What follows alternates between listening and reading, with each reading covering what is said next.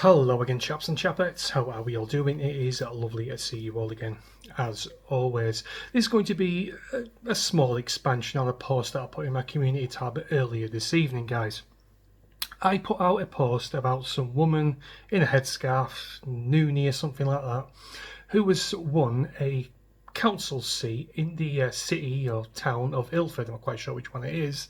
And I suggested in my post that in the not so distant future, I really don't think the next 30, 40 years, possibly 50 years, we will become an Islamic state. We will have been overtaken by an outside force, an outside religion. I mean, as we all quite know, this is, well, used to be a Christian stronghold. We are built on Christian beliefs. We are built on a Christian way of life for centuries. And that is being, I wouldn't say slowly eroded away, it's been eroded away quite quickly with the amount of people who are being allowed into our country with each passing year, both legal and illegal. And I suggested that the future for our kids and our grandkids looks bleak at best. I just wanted to expand on that ever so slightly and just go a little bit deeper into my thought process at this present moment in time even. Now, as we all know, there's about just over 6 million Muslims concurrently living in this country at the moment. And they have more children than us, I think about 4 to 1, so they outbreed us massively. So they've got generational time on their side. Once their parents die out, they've got their children to vote in the same sort of way, and so on and so on, their children, while we're lagging behind by having 0.5 child per couple or per married couple, whatever the statistics are. They are quite low. No incentive for people to have kids, for example. We are in deep shit because, let me tell you, 6 million Muslims over the next 30, 40 years, as I say, 50 years possibly, could very well double, treble even, to an extent where we are actually a minority in our own country. Now, if that does happen, we'll be having Muslim candidates popping up here, there and everywhere.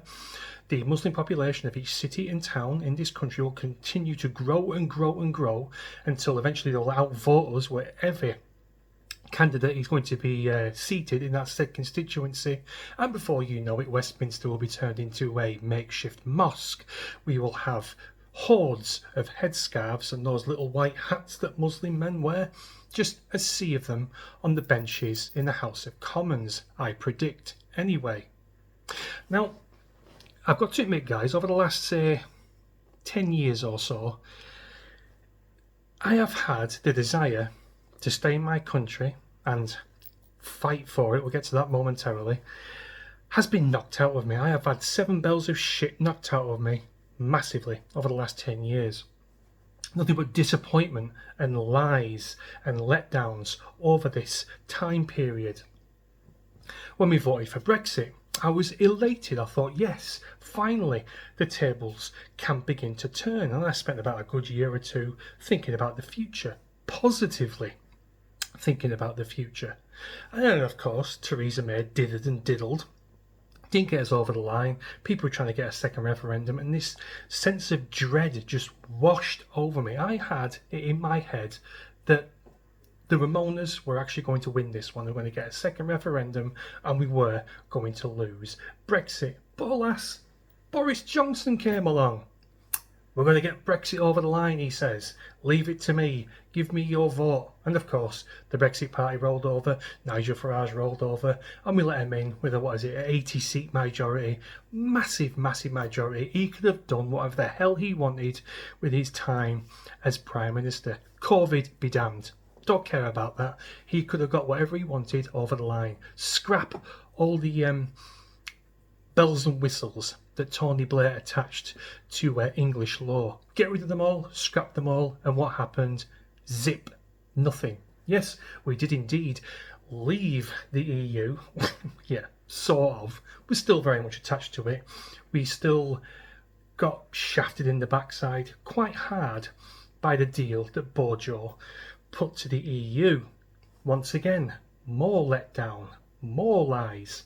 And of course, Nigel Farage comes back, the Messiah, the King, the Emperor. Nigel Farage comes down to save us and leads the Reform Party.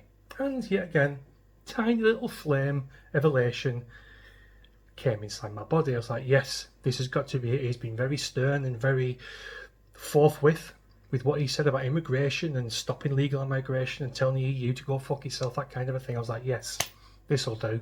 And what happens? The same again. It gets knocked out of me. 10 tons of fucking elation and promise just gets booted out of me. Severely booted. And it's fucking tiresome, guys. I am getting to the stage now. I'm looking at what things to come. What Nigel Farage has become, kicking out Rupert Law, kicking out Ben Habib, coming out with all this fucking weird shit, this bullshit, this woke crap. And I've had enough, guys. I'm starting to get to the point where I want to leave this country. And I've said this before on Twitter a couple of days ago, and you get people piling on you, you should stay and fight. Fight with who? There's no movements here. There's no collective of a mass of people wanting to push forward and put an end to all this bullshit. Now, yes, of course, we have the Homeland Party and Britain First and people like that. But the membership ranges from a couple of hundred people. That is not enough. There is not a mass movement. There's not someone who's going to get this country by the bollocks and drag it forward. There's nobody. Tommy Robinson, constantly in prison, and even he's a bit left-wing and a bit, centrist. He's not the right winger that we need to put an end to this shit, this cancer that this country currently has. There's no one willing to lead a movement. There's no one willing to gather the masses, thousands upon thousands, if not millions of people who are willing to vote for this one person. We've got nothing. There's no one to lead us in the fight. I can't lead you. I'm a simple bloke living in a simple house in England somewhere. I'm not a leader. If someone came along with that sort of pull, then of course, yeah, I would join the ranks. I would fight along with them. I would vote for them. All that sort of thing. I'm going to say something here, guys. It's going to be, it might turn the room a little bit. I don't know. What we need to do something like Hitler did in the early 30s with Germany. Now, at that time, I'm not saying we should follow on for the Nazi party. By all means, no, we're not going to go out killing Jews or anything. What I am saying is, during that time in Germany, there was a massive depression. People were unemployed. People were starving. There's almost a famine going on at that time in Germany. And what Hitler did, he took that negativity and spun it into a gold thread to get himself into the Reichstag. You've got to admit, the guy politically worked a master stroke. He took what was bogging down the German people and he spun it into his own end. We need something along the lines of that. We need someone to spin all this negative shit that's going on, this wokeism, this immigration, this cut to disability benefits. I'm not talking about lazy bastards. I'm talking about people really in need, actual people with disabilities, people with MS and cerebral palsy and shit like that.